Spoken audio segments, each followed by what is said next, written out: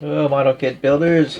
Today, another 30 minutes missions. It's a 144 scale robot, not really a Gundam, but made by the same company, Bandai. It's number 34 in their series. And here's some action shots, it looks like, and what you get. But you can make parts from other 30-minute missions and even some parts from other Gundam model kits and other Bandai things. So let's take a look. That's an interesting blue. Alright. No stickers, sadly. I missed those number stickers. If you want to learn a little bit about this thing, you can read that text there. Maxian forces, enhanced weapons, and then some story. Okay. Okay, well, the other regions or whatever, so it shows some mixed and matched parts from other places, other model kits, that is. And essentially, you don't need glue. All you need, really, you can just rip them off the runners and put this thing together. But I like to clip mine. Less stress marks that way. So I'm going to come back after I build this and we'll go over the thing.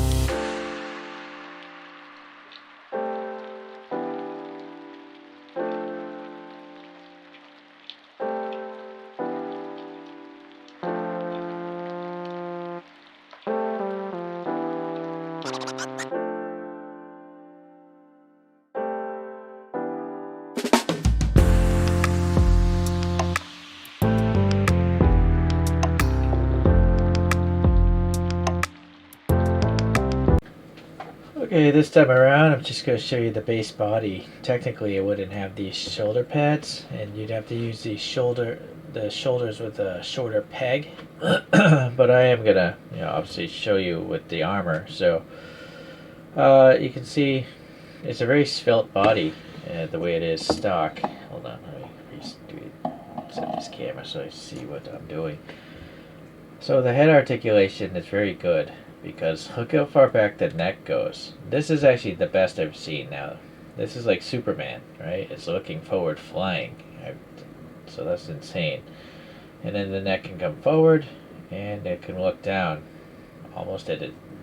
This is the best neck articulation I've run across. Alright. And then on the top it's a ball peg, so you can obviously rotate it and tilt it quite a bit. You might want to add paint into that face a little bit, but I'm kind of pressed on time today. Alright, the shoulder, it is just a plastic ball joint, and so you could obviously rotate it around and you can get some good angling. And then this armor is on it has a hinge of its own, so it can help clear if you want to move the shoulder all the way up. So that's pretty good. And then there's a peg here, so you can rotate the bicep, right?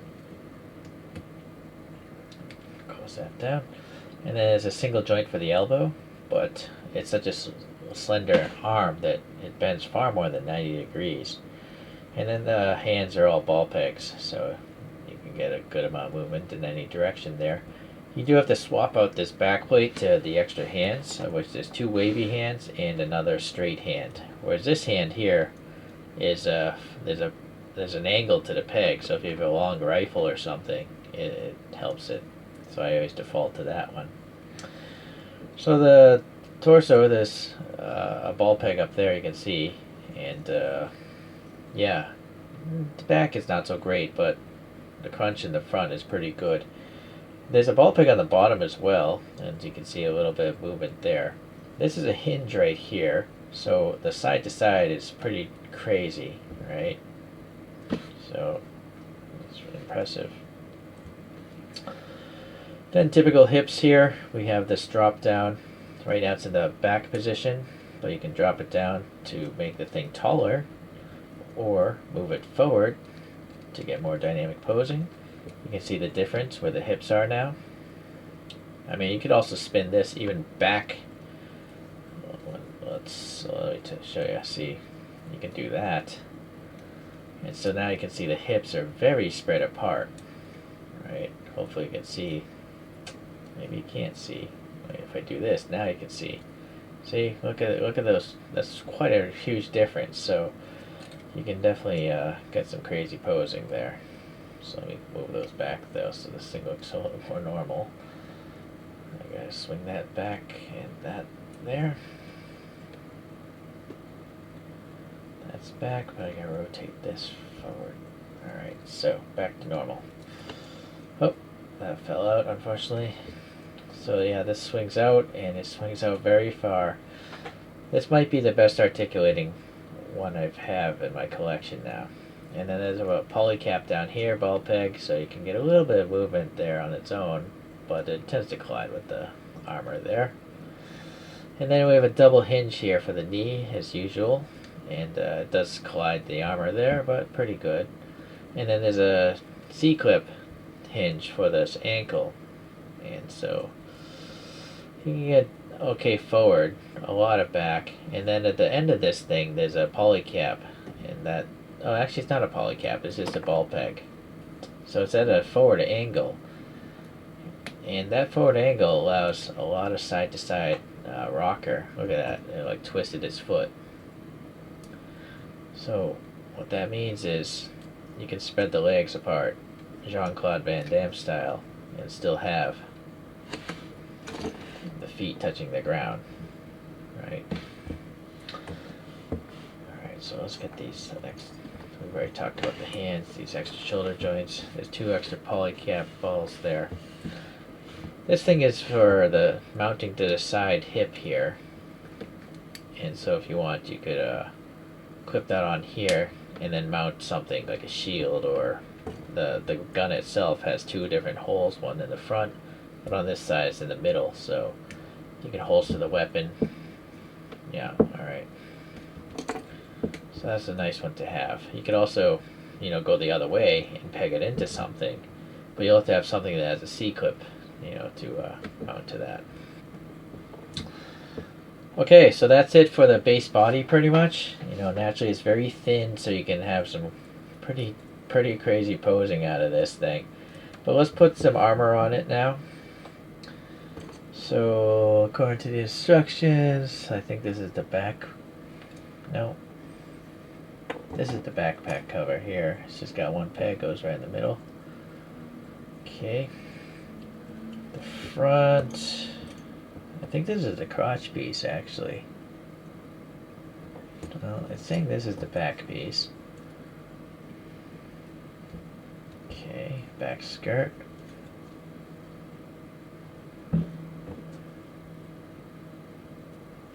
I believe that's, yeah, there's the, I'm not really a fan of this crotch piece because it hinders the legs so much.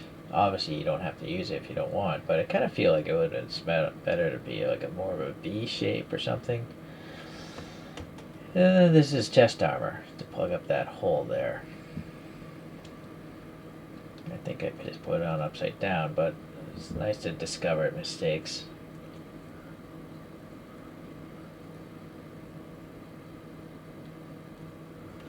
Yeah, it's supposed to be this way. So the head, well, now it glides. Alright, and then we have a little mask for this guy, so it doesn't look quite as naked.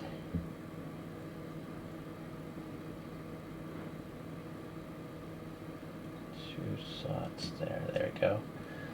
Yeah, it's a totally different appearance now. I kind of like the goofiness of it without this thing on, but whatever. These are kneecap. Oh no, yeah, they are kneecaps. Sorry, they do. The pointy end goes down. So it's not really, because it's a black leg. Didn't really even notice that recess too much. It's interesting that the shocks are in the front and not on the back. So that obviously covers a lot of the shocks, but it does make it a much smoother appearance in general, more streamlined. And then this thing is supposed to go in the backpack, it looks like this, and then the other one like this, so they're kind of like, not wings, but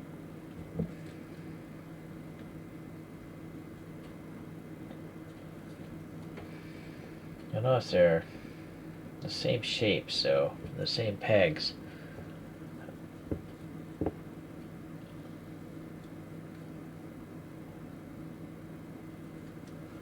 Instructions are showing it doing this, but I don't know how without this. You'd have to cut another, you'd have to get a peg piece here, and then you could have like this long bladed thing. But so if you do run out of peg pieces, you can just cut, well, it's not run out, you just don't have any. But the molding sprue itself is 3mm, so you have an unlimited amount of adapters here, and obviously you can have different lengths. And so in this case, I can pop that in there, and then, use that. Obviously I cut it too long, but so the instructions are saying something like that.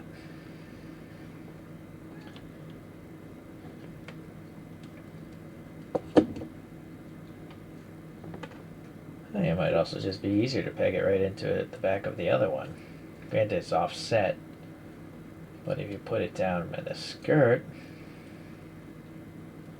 yeah, then it looks kind of like wings, kind of, sort of. Alright, so that's pretty much it. Just the pistol is left over. Looks like an old flintlock kind of pirate gun, but modernized, right? See that flintlock kind of thing. Get these instructions out of here.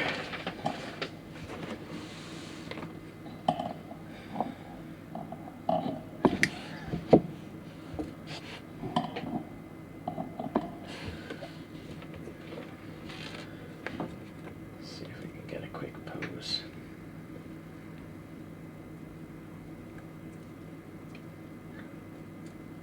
He's kind of like doing a dance or something right now. So unfortunately the feet are very small, right? Very narrow, so it might be a little hard to get the balance point. But eventually you will, so that's nice. But to do a 1 foot balance, that's going to be a tough one with such a small foot. Well, let's see if we can do it.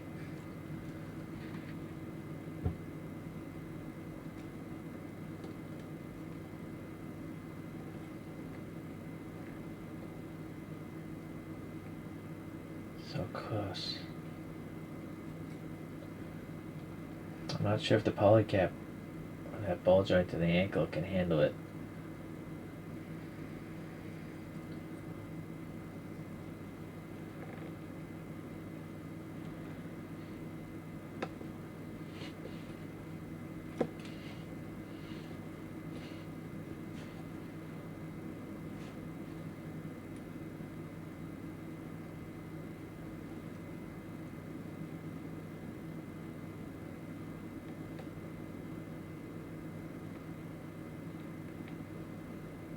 No, I can't pull it off.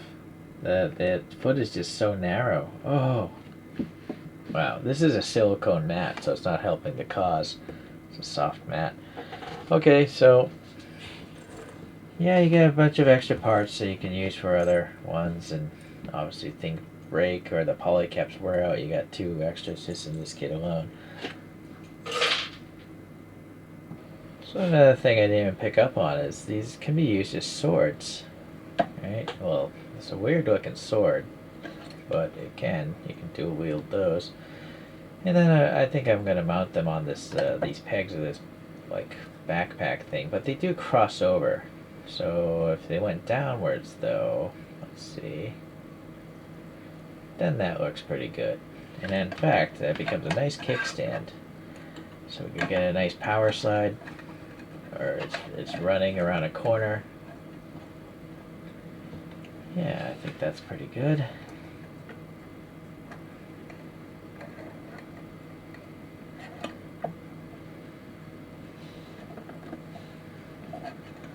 So that's, again, look at this foot articulation.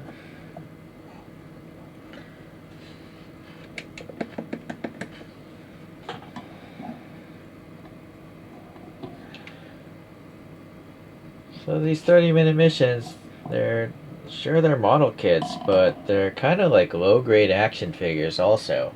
I say low-grade because they don't, those joints that just work loose very easily. Just within a few poses, it seems like the tightness goes away. You could try to use some nail polish or something to tighten them up, but I don't think they're really meant to be played with all the time. But poster putty, nail polish, that kind of stuff may help out. They're not particularly expensive though, so in that defense, I guess you can't expect them to be very durable, but we'll have to see in time if they do prove to be that. So thank you for watching. We'll see you in the next 30-minute missions video.